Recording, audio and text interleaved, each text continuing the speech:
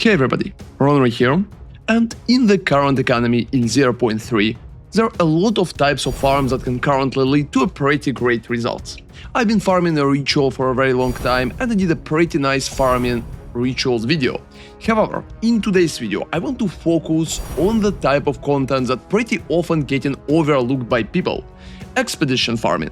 For expedition farming, I'm going to cover all information that you will need to start farming expedition yourself and get a pretty decent profit out of it, starting with the logbooks and continue with map farming expedition as well. Let's go and I will be able to explain what you will need to start with.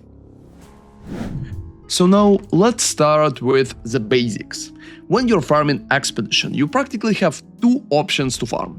First off, you can farm expedition logbooks together with Lush Isle option, because Lush Isle will provide a special zones when you can get your currency. On top of basic currency, which is a rune shards, which you're going to get on the logbooks. Or on the other hand, you can just farm expedition within the Atlas. First off, let's focus on the Atlas option and just farming normal waystones, because you're going to drop logbook that way if you don't want to buy them. And after it, I will also explain how you can farm Lush Isles. Feel free to click on the timestamp if you're just interested in the Lush Isle farm, which is very profitable at the moment. So now let's talk about our option for the Atlas. So for the basic Atlas, we're practically using almost the same setup as Ritual. We're going to just utilize all bonuses for Precursor tablets, because we're going to use a lot of tablets, together with Remnants of Power, Precursor Influence, Enigmatic Anticipation, and all pack size just to boost maps themselves. You also will be much better in the maps when you're getting Waystone modifier effect. So take all possible nodes with modifier effect here, go for Grueling Journey, and don't forget to take all rare bonuses right here. The only big question right here is unstable energies. Unstable energies can give you 25% more effect of prefix or 25% more effect of suffix. So if you feel like your build is strong enough, I usually recommend to use unstable energies. However, if you're playing melee or you're feeling a little too squishy, using unstable energies can make maps for you significantly harder, because monsters could hit a lot when you're running like 6 modifiers with a lot of delirium on them. In that case, just drop out unstable energies and you will be absolutely fine without it. So that last point that I currently have an item rarity should go to unstable energies if you're very sure about yourself. If not, just keep it in the item rarity. On top of it, let's talk about the whole situation with Expedition 3 right here.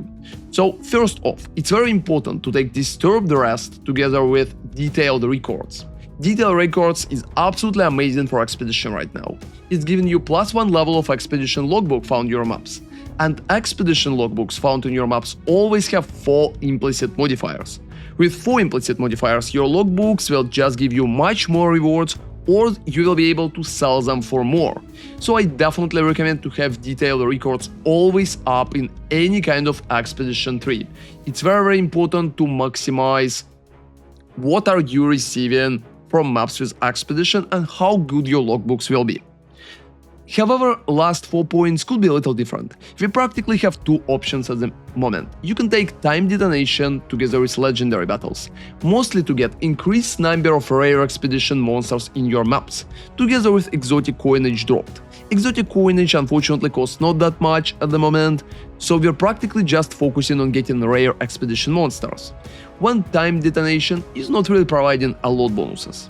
Or there's like a second option. You can get rid of those points and instead invest into Remnants. So 35% decrease effect of Remnants in your maps, together with Remnants have additional prefix and additional suffix. That way Expedition could be harder for you, so make sure your build is strong enough to fight it. But if you will be able to get more prefix and suffixes, sometimes those could be very good. That option is significantly less stable and you might have less rares in the map too. So pick one that you currently prefer. I'm usually just using 4 points for legendary battles just to get more rares, but both those options are valuable and could be played. Another interesting question is why I'm not using Extreme Archaeology. I believe that Extreme Archaeology making it much harder for your explosive to literally hit everything, especially since some expedition nodes could be like literally spread out. That's the main reason why I don't want to spend 2 points for it. And another point for it, so not taking Extreme Archaeology at all, if you will spend 2 points, it will be hard for you to reach legendary battles or unearth anomalies. Since you always need to have detailed records, you will be able to take only time detonation or Wraith of History. That way, I believe that just investing 4 points here or 4 points here will be better option, especially for endgame results. Now, let's talk about Atlas and what we are even buffing in the Atlas. So let me showcase my expedition setup that I've been using for myself. Here is the example of the map that you could run. So we are stacking increased quantity of expedition logbooks dropped by Runic monsters. On top of it, it also gives you expedition your map spawn with half of their life missing and basic quantity overall. So that's usually the set of tablets that I'm using. One of them have increased quantity of expedition logbooks dropped by Runic monsters and quantity of items overall. I'm also using Forgotten by Time Expedition Precursor tablet. Keep in mind that if you have like triple tower setup, you need to use unique tablet with Forgotten by Time only in one of those towers, not in every tower. So after you have like basic tablets like that with expedition quantity for logbooks and basic quantity, together with Forgotten by Time, which will duplicate your Runic monsters, which is very good, and you will have much more chances to drop good stuff. You can also utilize basic tablets for irradiation. Why it's important? It's pretty important because higher level of your map with irradiation is going to give you higher level of logbooks as well. So you can get logbooks up to like level 80, and with a bonus that you have on the tree, it will be 81. That way, I heavily recommend to use at least one irradiation tablet. So for example, if we would set up 3 towers right here, I would use Plundering, I would use Forgotten by Time, Precursor tablet like that. In tower number 1, so for example in that tower, in the second tower, I would just run Irradiation together with double Expedition, and in the last tower, I would literally run double Expedition and maybe Irradiation again if not all maps irradiated. If all of them are irradiated, you can practically just run triple Expedition like that in the last tower. So that combination should lead to maps look like that. About 60% of quantity of expedition logbooks, about 25% of basic quantity, and perfectly irradiation as well on that map. Another interesting question, how we can reach maps that kinda too far. As irradiation right now, you can literally use a unique tablet called Grand Project to reach all the zones around your towers if it's hard to literally go in there. And I don't believe that running Paradise as an option, a unique tablet, worth it at the moment, because Paradise is currently skyrocketing in price, and if it's worth it for ritual, I believe for expedition it's not that close. However, keep in mind that if you want to use Paradise, you can replace one of the Precursor tablets with a Paradise and run Paradise on one of the towers. Also, keep in mind that if you run in a Paradise, you will need to do it one by one. So first you're doing one tower with a Paradise, Forgotten by Time, and Expedition tablet. After that, you can also add like Grand Project to the second and literally clear irradiation from your maps right here. So after you clear the irradiation from your maps, you will need to add irradiation again in the second tower using irradiation tablets and do it all over again for the Paradise setup. But please keep in mind that Paradise setup is always very expensive. So at the start, when you will drop logbooks, they will look approximately like that. So you should have like a Lush Isle together with random 4 bonuses right here. I, for example, have explosive radius, quantity, explosive placement, and increased number of monster markers. Such logbooks at the moment of fulfillment could cost up to 28 exalts, which is a very big amount of currency. So you will have an option to farm those or sell them. Generally, if you have like level 81, I recommend to probably just sell them. However, if you want to run them instead, you definitely have such option.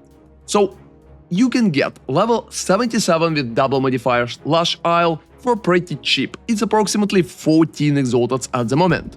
Or you're going to get Lush Isles with level 81 for approximately 25-28 exaltats. To activate them, you need to go to the Runic, put your expedition map in there, choose a Lush Isle and open it.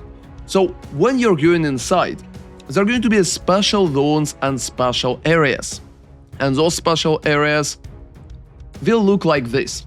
So what you will need to do inside is just focusing on getting all the areas together with all possible markers like that. Those markers are helping you a lot because they're going to drop runic fragments. And runic fragments, that's like the main way how you're making currency. So make sure that you're picking all runic fragments across the whole logbook, and you also picking the zones that showcase like that. It's literally looking like a shiny cross on your maps. Look only for zones that are closed, so for example those shiny crosses are not really working and you don't really need to focus on them. However, closed shinies right here are helping a lot.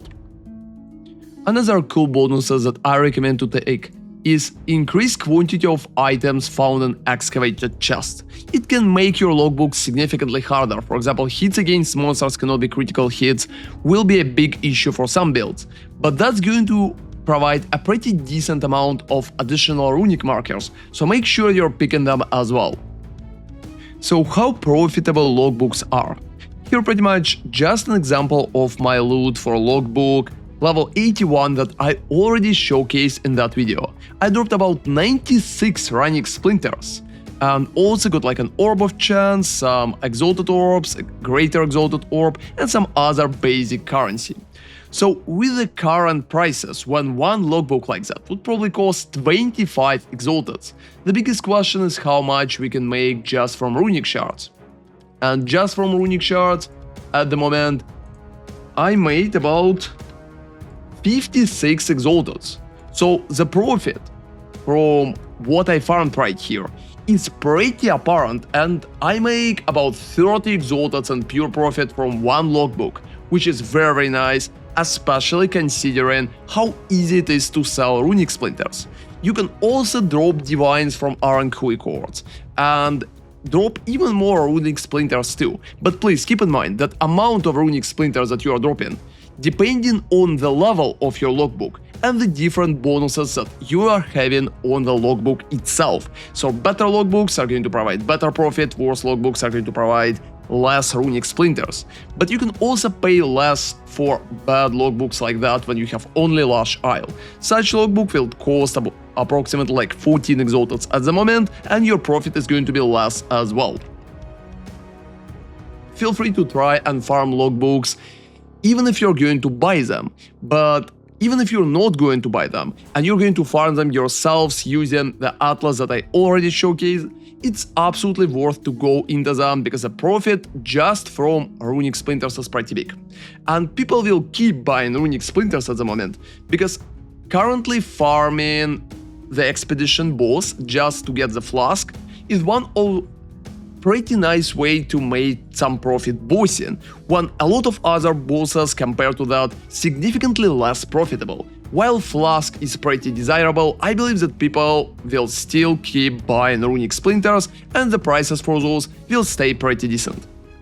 So it doesn't matter what are you going to farm, logbooks in your atlas or you're going to farm logbooks themselves, going into them, you're going to make profit anyway. Thank you very much for watching, and let me know if expedition been good for you in 0.3. See you next time, and ronarray out.